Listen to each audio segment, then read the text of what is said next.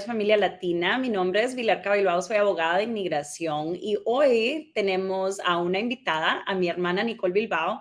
Ella trabaja conmigo en la firma, es una de mis case managers y estamos aquí porque vamos a hablar acerca del Departamento de Seguridad Nacional. Antes de que empecemos con Nicole, quiero darles un poquito de introducción de qué es el Departamento de Seguridad Nacional. El 1 de marzo, hace 20 años, esta oficina del gobierno pues se creó como una respuesta racista realmente en contra de lo que pasó con los ataques del 11 de septiembre. Y fue realmente bajo el pretexto de una guerra en contra del terror. La creación de esta agencia pues ha causado muchísimos problemas.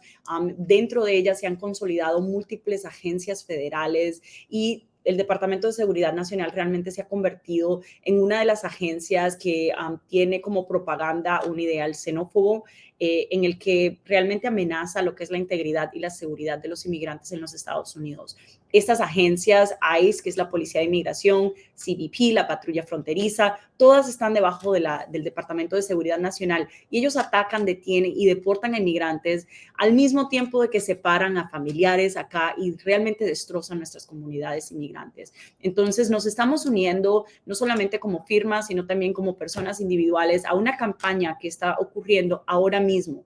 Como en este año marcamos el aniversario número 20 de que esta organización se cree, el Departamento de Seguridad Nacional, estamos queriendo enseñarle al público cuáles son los problemas que ha tenido esta agencia a través de todos los tiempos. Y por eso traigo a Nicole, ¿verdad? Porque Nicole trabaja con estas agencias en muchos de nuestros casos. Entonces, Nicole, ¿qué dificultades tú ves cuando estás trabajando con estas agencias y los clientes, verdad?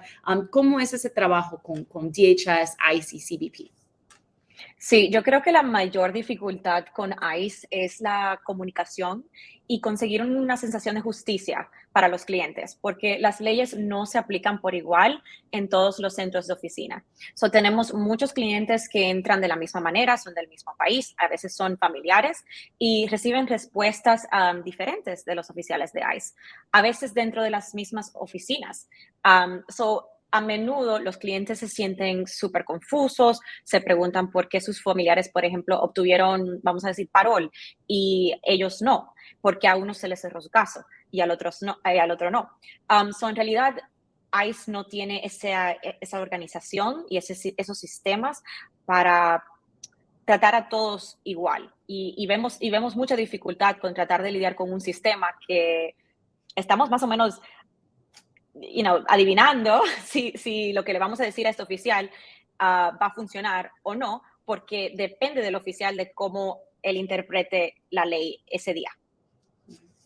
Y uno de los problemas grandes que vemos del Departamento de Seguridad Nacional es de que como se creó, de la forma en que se creó esa organización, es que viene debajo de los poderes del presidente. Entonces, cada presidente que entre, cada administración diferente que entra, puede cambiar las pólizas migratorias. Yo siempre hablo de abrir y cerrar las puertas migratorias. Entonces, a veces llega un presidente y una administración que son súper buenos en ayudar a que más personas puedan ajustar su estatus y da instrucciones a esas agencias, pues para que hagan algunas cosas. Y llega otro presidente, otra administración y cambian las reglas. Entonces, no solamente ICE y CBP tiene que también ajustarse y aprender cuáles son las nuevas reglas y ver a quién se lo puede aceptar, pero eso es lo que crea que haya tanta diferencia entre personas, entre los resultados que las personas pueden obtener. Ahora, una de las cosas es de que los registros de abuso realmente que vemos de parte de ICE y CBP están súper bien documentados,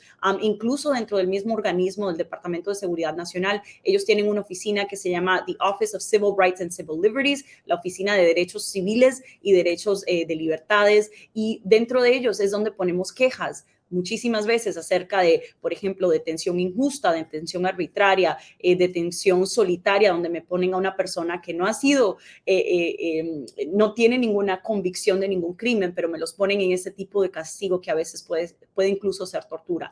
Otra de las cosas grandes que vemos es negligencia médica cuando estamos en los centros de detención, problemas con acceder al tratamiento, a las medicinas que necesitan los inmigrantes. Entonces, Nicole, dame algunos ejemplos de clientes que hayamos tenido, ¿verdad? Que tengan alguna de estas dificultades con el gobierno. Sí, tenemos varios clientes que han tenido dificultades cuando han sido detenidos por ICE. Uno que me viene a la memoria es un cliente que tenemos que tenía un colapso pulmonar previo antes de entrar a ICE. Cuando entró a ICE, entró durante el periodo de COVID y estuvo en ese centro de detención. Él era alto riesgo y tenía grandes posibilidades de haberse muerto en esa detención. Nunca recibió la atención médica adecuada, incluso tuvo que casi colapsar para que al final sí los vieran los doctores. Pero son esos ejemplos que tenemos muchísimos de cómo ICE trata en realidad a los inmigrantes aquí. Uno también que me viene a la memoria es una clienta que vino con su hija y esta niña tenía problemas mentales y fue separada de su madre y tuvo una crisis, la niña se desmayó, también venía deshidratada por el largo viaje y igualmente así la separaron y no la dejaron estar junto a ella mientras recibía esa atención médica. Vemos muchas cosas así que pasan dentro de estos centros de detenciones. Como abogada, desafortunadamente vemos muchas quejas, ¿verdad? Nos toca a nosotros pues ver muchas de las quejas y las cosas que están pasando.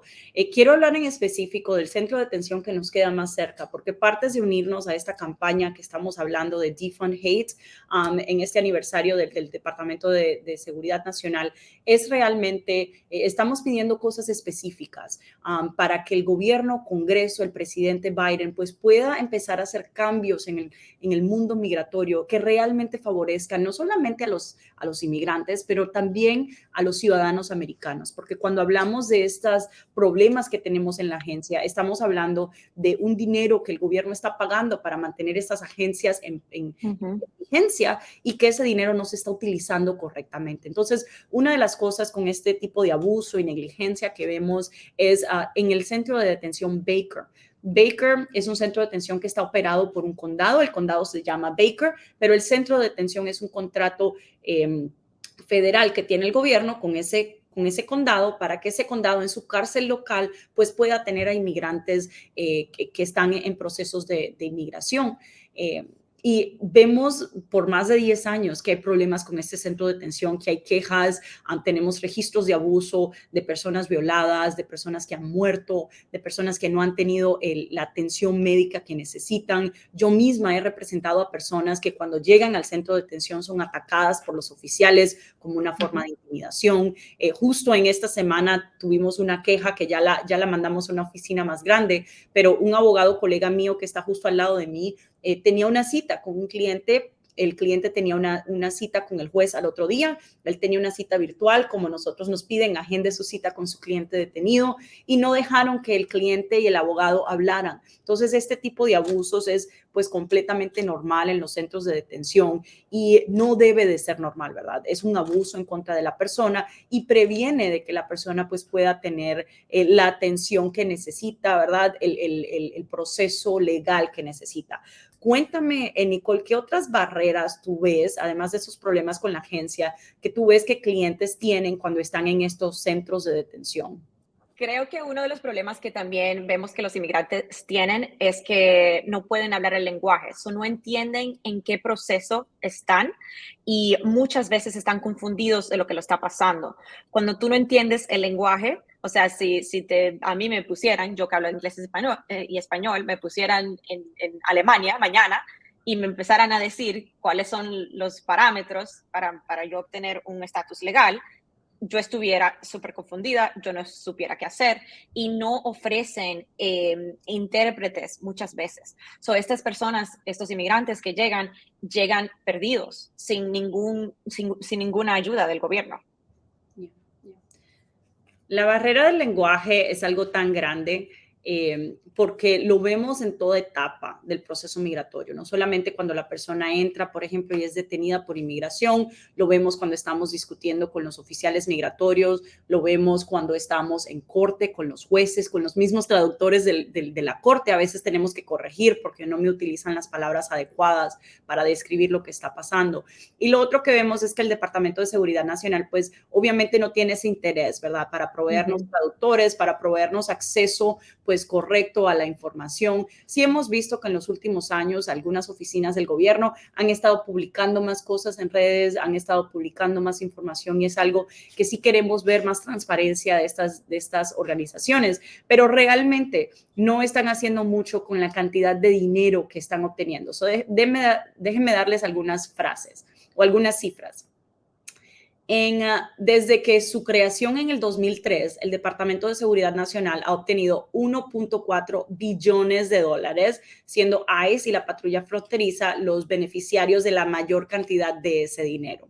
¿Okay? Desde el 2003 hasta ahora, su presupuesto anual ha casi duplicado y estamos ahora más o menos en 26 mil millones de dólares en el año 2023, que estas agencias están obteniendo dinero para detener a inmigrantes, detener a nuestros familiares y a nuestra comunidad, no solamente latina, pero a nuestra comunidad inmigrante.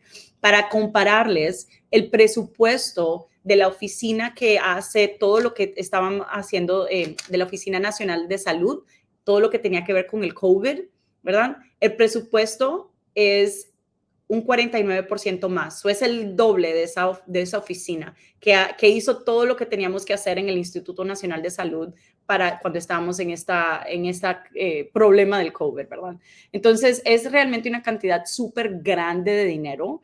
Es el doble de lo que gastamos, por ejemplo, para la Oficina de Control y Prevención de Enfermedades. Entonces, realmente es una cantidad muy grande de dinero que no se está utilizando de manera correcta. Entonces, si usted es ciudadano de los Estados Unidos, si usted es residente de los Estados Unidos, usted tiene derecho, pues, a quejarse de cómo se está utilizando este dinero. Usted tiene derecho, pues, a participar de forma cívica con sus senadores, sus representantes del Congreso, para preguntar, ¿verdad? Y para también dejarles saber de que nos importa cómo se está utilizando este dinero, porque cuando vemos que hay todo este tipo de negligencia, que hay todo este tipo de problemas, pues vemos de que se está utilizando incorrectamente. Si el sistema funcionara perfectamente, no nos estuviésemos quejando, familia, pero nos quejamos porque vemos las injusticias constantes de que pasan.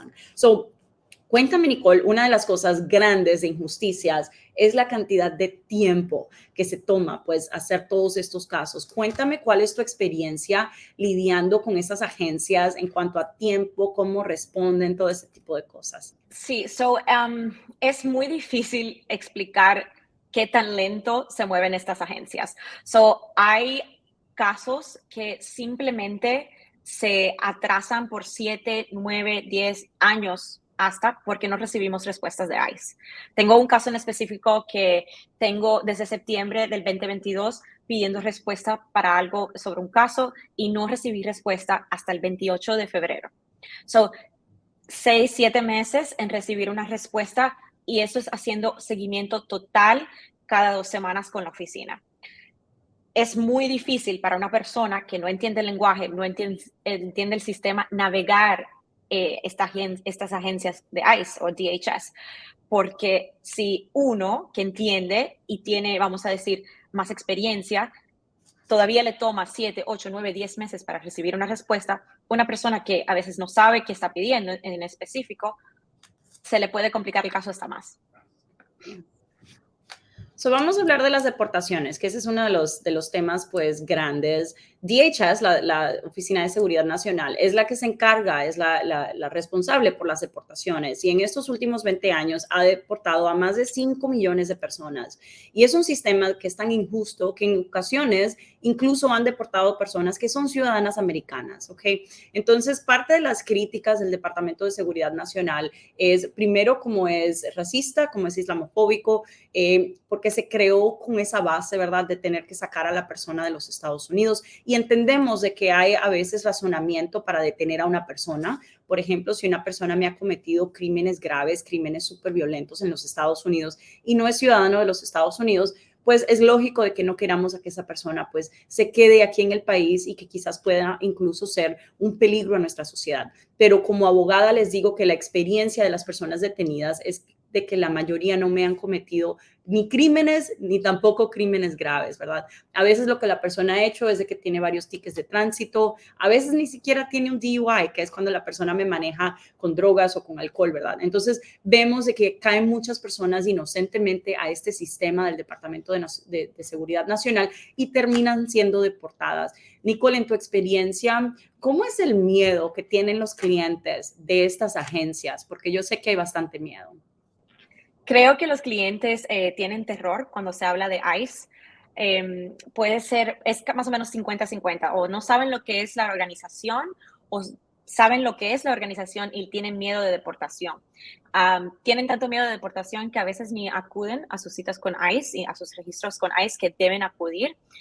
Porque estos funcionarios de ICE en realidad utilizan tácticas de intimidación para asustar a inmigrantes. A menudo esto es ego y es querer ejercer su poder y en realidad no se trata nada que ver con la ley. Sí, pues esto es un tema recurrente realmente pues en el sistema migratorio en los Estados Unidos que vemos pues lo que le dicen la discreción de los oficiales, de los Mm. fiscales, de los jueces, y es una discreción pues tan amplia. Lo vemos también en los consulados, ¿verdad? Hay mucha gente que les niegan visas hacia los Estados Unidos porque el oficial en el consulado y en la embajada pues utilizó una sola cosita y con eso le niega. Ellos tienen una discreción tan grande de quién puede acceder a los Estados Unidos y con un tamaño tan grande también de sistema, ¿verdad? Porque estamos hablando, hay 50 estados, hay millones de personas pidiendo estos tipos de entradas, estos tipos de peticiones. Entonces, vemos como hay tantos, vemos una diferencia tan grande de cómo tratan a alguna gente y cómo tratan Ujú. a otros. Cuando hablamos de justicia, como estábamos hablando antes, es súper importante esto que hablamos de discreción, porque cada oficial tiene sus propios prejuicios y sus propios pensamientos de inmigrantes. Si yo puedo juzgar con mis prejuicios y mi opinión, y no hay una ley estricta que tengo que seguir de quién le puedo dar ciertas cosas, entonces la ley no es aplicada justamente. Yeah. Esto lo vemos mucho en el contexto de lo que es la detención, en el contexto de lo que es quién puede ser liberado de detención, quién puede ser procesado en un proceso migratorio en corte o quién no le pone en corte, ¿verdad? Ujú. Entonces, esa discreción crea un desorden completo en el sistema.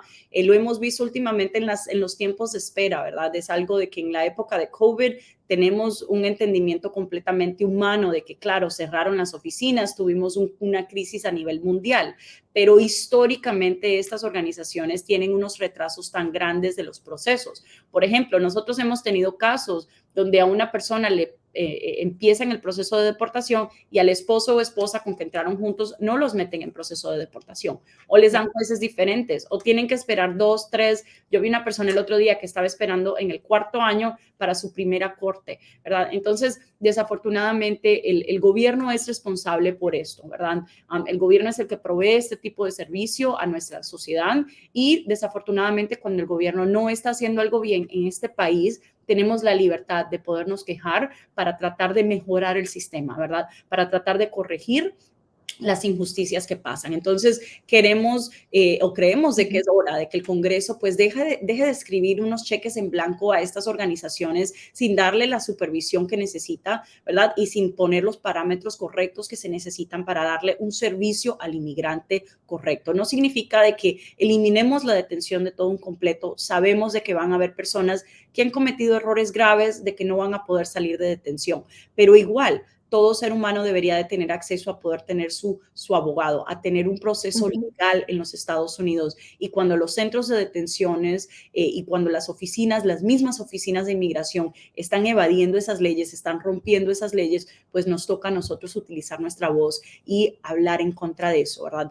Una de las cosas grandes de que está pasando por aquí en Jacksonville es de que tenemos ese centro de detención de Baker y estamos haciendo demandas en contra de este centro de detención porque constantemente están no solamente evadiendo los derechos de los clientes, sino también rompiendo muchos de los derechos, ¿verdad? A veces evaden diciendo, no, hoy no vas a ver a tu abogado, ¿verdad? Otras veces le caen a golpes a la persona, ¿verdad? Son dos cosas distintas, pero igual le hacen daño a nuestra comunidad inmigrante. Entonces, en lugar de dar miles de millones de dólares a estas organizaciones, el gobierno debe de tener un chequeo, ¿verdad? Antes de escribirle un cheque a estas organizaciones, deberían de tener más control acerca de qué es lo que está pasando en estos centros. Entonces, le pedimos no solamente a nuestros congresistas, a nuestros senadores, pero a ustedes también que se unan a estas campañas cuando las vean. Está una organización inmensa y muy grande que se llama United We Dream, que eso se traduce a Unidos Nosotros Podemos Soñar. Ahí está Americans for Immigrants Justice, que es otra organización en el sur de la Florida que representa a inmigrantes detenidos en los centros de detención en el sur de la Florida.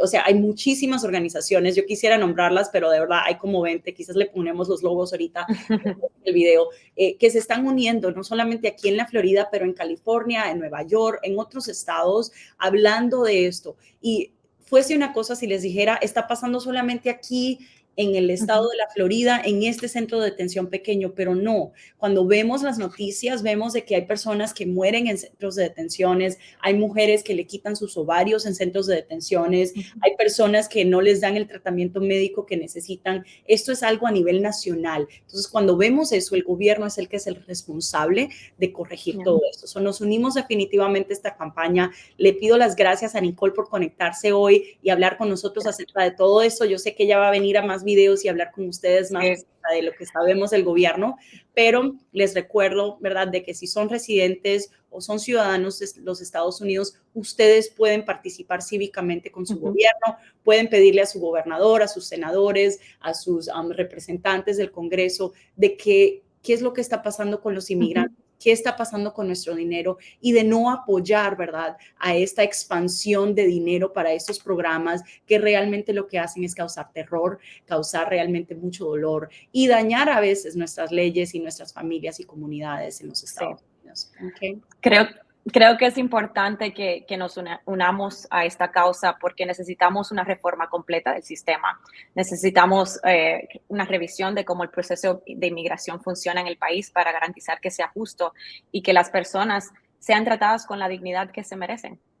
Bien, bien. Bueno, un placer, familia. Gracias por conectarse. Recuerden de unirse a nuestras redes sociales en Facebook, en YouTube, en Instagram, para nunca perderse el contenido que le estamos dando. Muchas gracias y nos vemos pronto. Bye. Bye.